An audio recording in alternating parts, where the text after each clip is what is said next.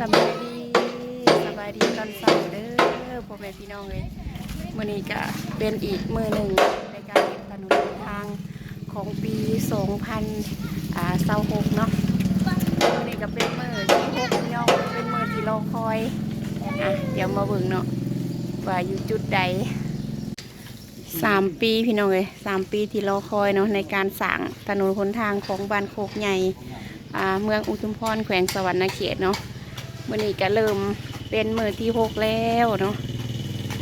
ตอนนี้ก็มาหอดหน้าเฮือนของสาวลำพรแล้วพี่น้องเป็นจังใดเนาะพี่น้องเจอกันได้อยู่บ่เนาะตอนนี้เพิ่นก็มาห่างหากาเกียมอีหยังก็เฮ็ดโครงล่างไว้เนาะจักหน่อยรถเพิ่นจะเอามาส่งเพราะว่าตอนนี้เพิ่นใส่รถซื้อเป็นคันรถเนาะซื้อเป็นคันรถมือหนึ่งก็จะได้อยู่2 คันรถมาส่งแต่บุหูว่าจักเม็ดก่อนเนาะยังบุหูรายละเอียดปันใดพี่น้องเดี๋ยวเห็ดโครงห่างไว้ประมาณ9 โมง 10 โมงเนาะเพิ่นก็จะมาส่งอีกเทื่อนึงตอนนี้ก็มีนายบ้านแล้วก็ทางครอบครัวสาวลำพรเนาะแล้วก็ญาติพี่น้องมาสวยกันแต่ว่าตอนนี้ก็ยังเศร้าอยู่พี่น้องแต่ว่าแดดออกแต่เศร้าๆเนาะแดดออกแต่เศร้าแห้ง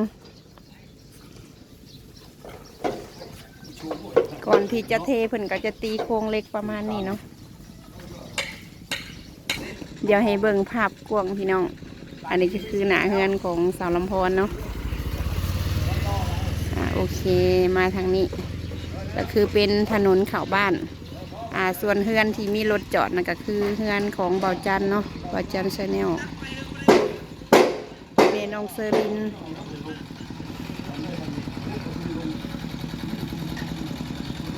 เดี๋ยวหลีกก่อนนะพี่น้องไทยบ้านเพิ่นขับรถไถมาแล้วเมื่อนี้ก็ได้รับหน้าที่มาเก็บภาพบรรยากาศพี่น้องแล้วก็เก็บภาพในการสั่งถนนหนทาง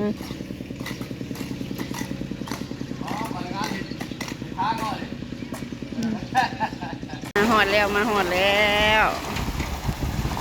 รถคันที่1สะดวกสบายแฮงอะไรพี่น้องเลยรถคันบักใหญ่เนาะเพิ่นก็คอยถอกทีละหน่อยเดี๋ยวพาไปเบิ่งใกล้ๆ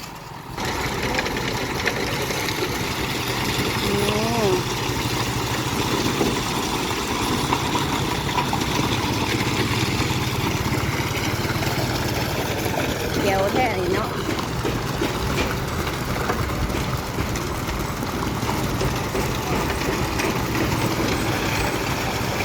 เลือดแห้งอะไรพี่น้องเลยผักแห้งอะไร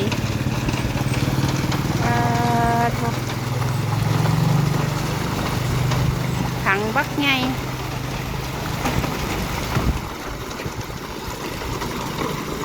หากเคยเห็นแต่ละปีแล้วมีแต่แห้งของชาวบ้านเนาะเพื่อสิได้หมู่เพื่อสิได้ตักขึ้นเพื่อสิได้ตักลงพี่น้องเลยอันนี้สะดวกสบายแห้งอะไรคุณนะ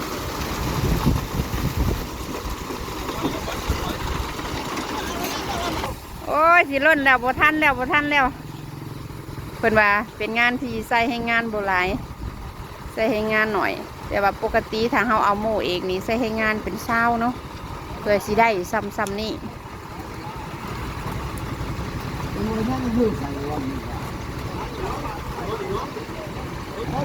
มื้อนี้ก็สิได้ยาวประมาณนี้เลยพี่น้องประมาณนี้เลยเนาะก่อนเทเพิ่นก็จะหางเล็กใส่อีกเทื่อนึงเพื่อความเหน็บหนาทนทานต่อหน้าเฮือนสาวลำพรเด้อพี่น้องเด้อโอ้ยดีใจเด้อพี่น้องเอ้ยสิได้ทางงามน้ำเพิ่นแล้วแหละก็สิบ่ได้มีฝุ่นเนาะก็สิได้ทางเที่ยวสะดวกสบาย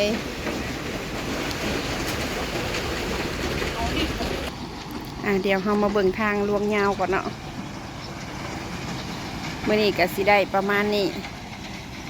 โอ้ยยังใครแต่บตันทางเขาพี่น้องเอ้ยยังดีแต่ยังบตันทางเขาบ้านเนาะเมื่อนี้ก็สิเที่ยวทางนี้ได้อยู่กันเป็นมื้ออื่นก็สิได้เที่ยวทางนั้น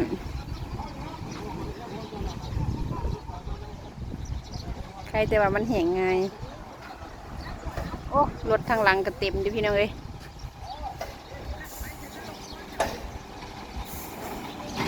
ทางนี้ก็ยังห่างเล็กอยู่เนาะ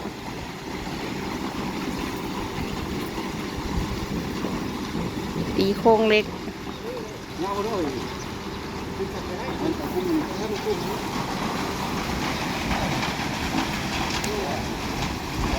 ทีมงานชาวบ้านโคกเฮาพี่น้องเอ้ยพร้อมทางในบ้านสวยเรือกัน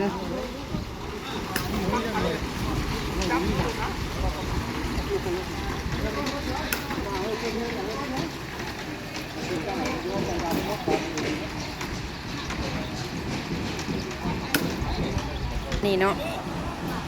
ก็ถือว่าบ่น้อยแล้วก็บ่หลายแฮงแต่ก็ได้หลายกว่าที่ว่าเฮาอันมาเฮ็ดว่าสิซะ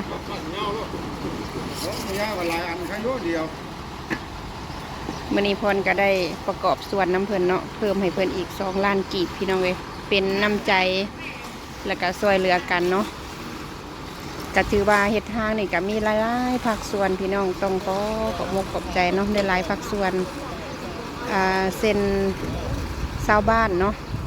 ชาวบ้านเฮาทุกหลังคาเฮือนเพิ่นก็จะได้เก็บกันทุกหลังคาเฮือนเนาะแล้วก็ส่วนประกอบส่วนอีหยังต่างๆก็สุดแล้วแต่เป็นน้ำใจว่าสิซะแล้วก็ภาคส่วนยูทูบเบอร์เนาะภาคส่วนยูทูบเบอร์เป็นผู้ใหญ่ใจดีต่างๆแล้วก็มีภาคส่วนหลายๆองค์กรนั่นแหละพี่น้องเนาะคนกับโบโหรายละเอียดปานใดมื้อนี้ก็สิให้ทั้งพอเพิ่นมอบให้ทั้งในบ้านเนาะเดี๋ยวถ่ายรูปเป็นทีละลึกก่อนเนาะ1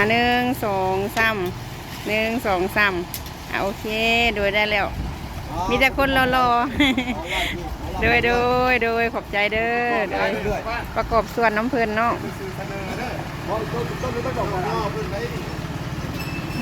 พี่น้องเอ้ยจบงามมาเลยโอ้ยดีใจเด้เนาะ3 ปีที่รอคอยพี่น้องทางนี้ก็มีกาแฟเด้อมีกาแฟเด้อน้ำสิเย็นแล้ว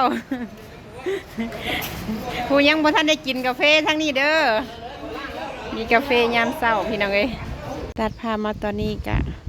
แล้วเป็นทีเรียบร้อยพี่น้องฟังทางหน้าเฮือนของสาวลำพร2 รถพี่น้องเอ้ยรถคันที่2มาบ่ทันถ่ายเนาะพี่น้องจบงามแฮงดีใจเด้เนาะว่าบ่ได้ก็ดีใจบัดนั้นพี่น้องเอ้ยขอบใจเนาะขอบใจไทยบ้าน